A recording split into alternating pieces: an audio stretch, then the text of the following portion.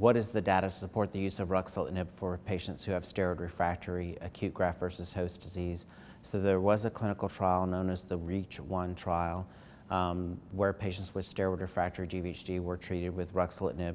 The overall response rate at day 28 was 54.9%. This was felt to be significant. It was a phase 2 study, and it's one of the few agents which has been approved in that setting for steroid-refractory acute graft-versus-host disease. And so you would generally start patients out on 5 milligrams twice a day dosing of the ruxolitinib.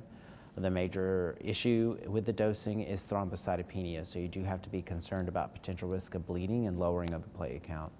Well, I have some notable responses in patients. I have 2 patients who had steroid-refractory gut GVHD that we treated with ruxolitinib who had complete responses, and then we were able to successfully wean off the steroid therapy. And typically when you have a patient with steroid-refractory gut GVHD, that has a horrible prognosis.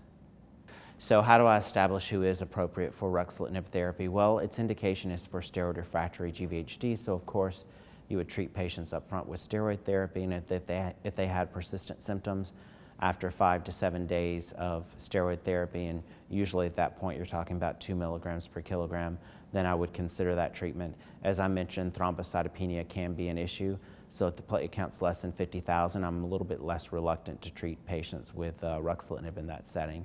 If they have major bleeding complications, I'm also a little bit less reluctant to treat patients with ruxolitinib in that setting.